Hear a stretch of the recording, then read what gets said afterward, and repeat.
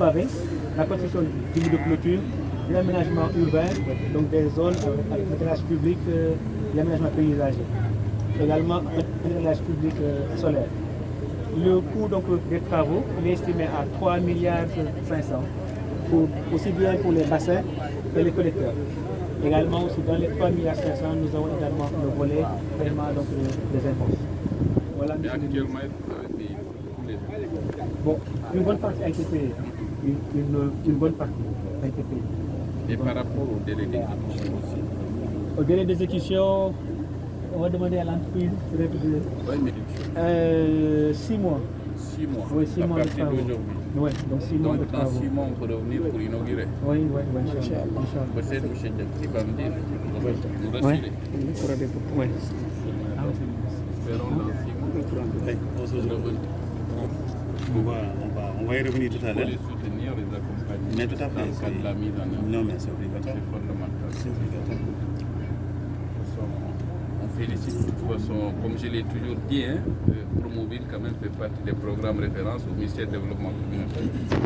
C'est l'occasion encore une fois de plus de réitérer nos félicitations à l'endroit de la coordinatrice et à l'ensemble de ses équipes. Mais sans pour autant oublier aussi de les galvaniser davantage parce que les défis sont énormes et le temps presse. Donc il faut qu'on roule vite pour atteindre les objectifs qui nous sont assignés. Je ne doute pas de sa disponibilité totale et celle surtout de son équipe. Je reste en profiter aussi surtout pour féliciter les autorités administratives qui sont des facilitateurs, pour ne pas dire des acteurs principaux dans ce projet. Et au passage aussi à féliciter les membres, leur demander également plus d'accompagnement. Voilà, c'est ce que on va peut-être aller. Allez-y. Non, c'est bon, c'est bon. Je pense que la présentation est assez exhaustive. S'il y a peut-être d'éventuelles questions, on va revenir dessus.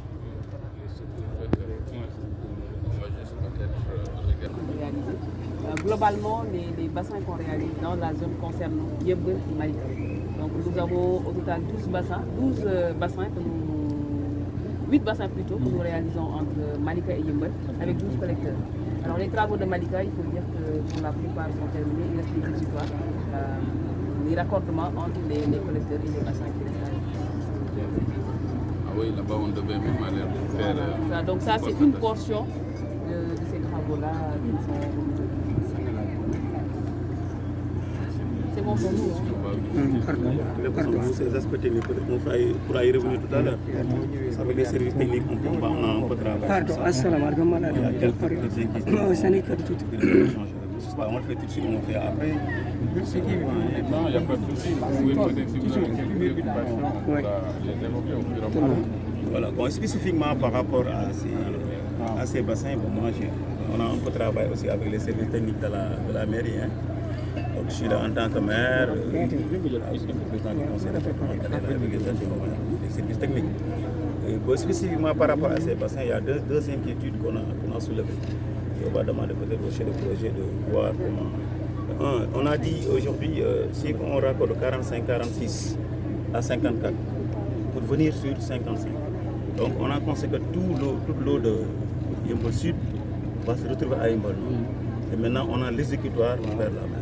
La première inquiétude, est-ce que ces bassins-là ici pourront contenir toutes les eaux qui vont quitter Yeumbeul Nord avec les eaux de Yeumbeul Sud pour se retrouver sur le bassin 54 et aller sur le déversoir, le milieu de gazon. Tout va se concentrer là. Et la grande inquiétude qu'on a, c'est l'exécutoire qui est vers la mer. Donc là, c'est un point très très compliqué parce que nous tous, on a retenu, les techniciens et tous ceux qui sont là, que l'exécutoire qu'on a fait vers la mer, il y a des difficultés de réalisation. Le niveau est très bas. Quand l'eau de mer revient, il ferme le clapet. Et chaque fois, on est obligé d'ouvrir, réouvrir. Et maintenant, si le clapet est fermé, il y aura un grand, même avec l'existence actuellement de l'eau de Yeumbeul Nord, si le clapet est fermé, il y a un grand refoulement.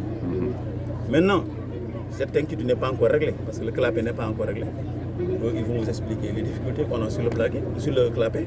Maintenant, si en plus de difficultés, on rajoute les deux bassins de Yeumbeul Sud qui vont venir se rajouter. Si le clapet n'est pas encore refait, ça va créer des difficultés. C'est l'inquiétude technique pour l'instant, en attendant de revenir maintenant tout à l'heure sur les autres aspects par rapport à l'inquiétude sociale. Oui, on va y revenir tout à l'heure. Non, mais de toute façon, On était juste voilà. Non, les inquiétudes, vous pouvez les évoquer, il n'y a pas de souci, on pourra toujours répondre à certaines de vos préoccupations. En attendant, peut-être par rapport à la première peut-être par rapport à la question, première question. En fait, l'objectif de ces bassins-là, ce n'est pas de stocker les eaux à long terme. C'est de pouvoir s'évacuer à partir des collecteurs jusqu'au niveau de l'existence. Vous avez parlé d'un clapet, c'est normal qu'il y ait le clapet pour éviter que les eaux de mer ne reviennent vers le bassin. Donc, il faut pas y mettre, un clapet anti-retour. Mais l'objectif du clapet anti-retour, c'est que si les eaux du bassin sont supérieures aux eaux des zones humaines, que l'eau puisse s'évacuer. C'est fait exprès en fait. C'est dans un seul sens. Voilà, c'est dans un seul sens que ça doit circuler.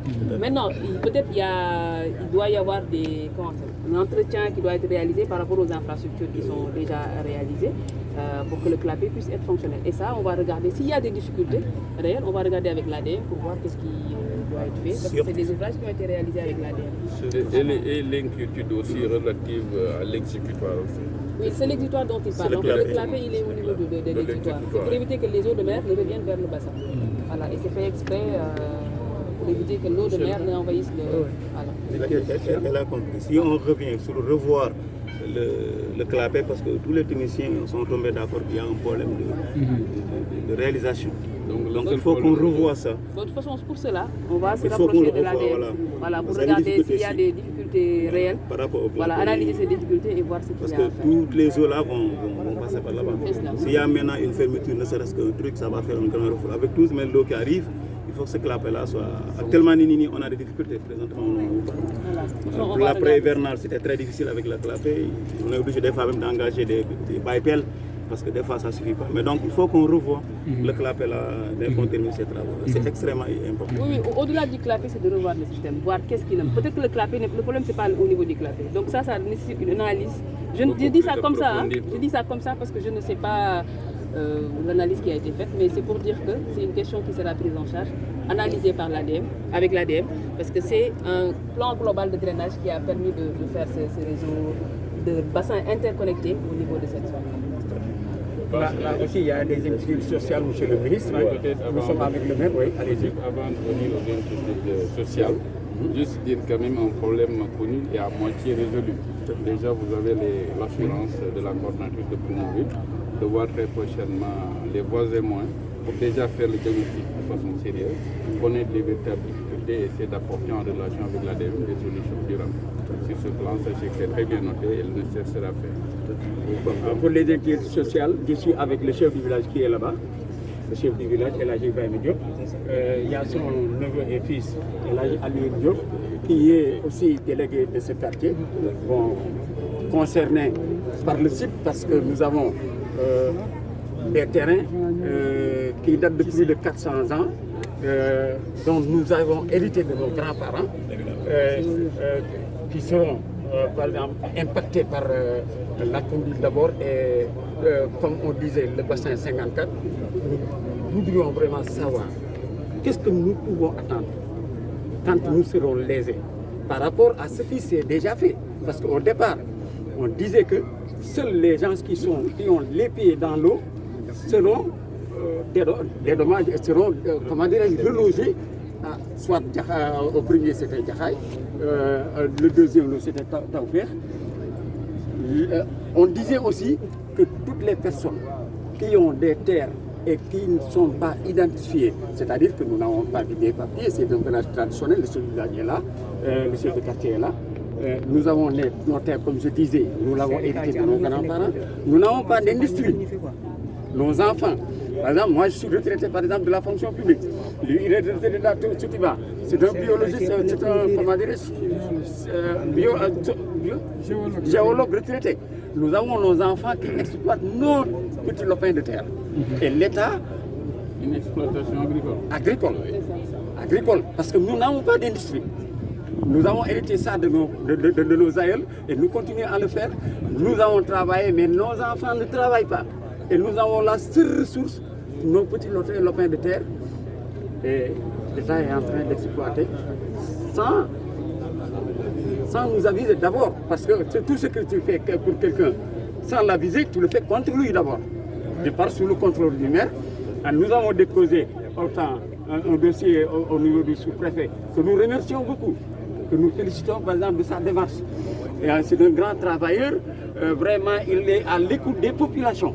Il nous écoute, il nous met à l'aise par rapport à nos préoccupations. Voilà, monsieur le ministre, le chef de quartier va compléter, parce que moi je suis un fonctionnaire de police retraité, je ne suis pas bien imprégné du tout.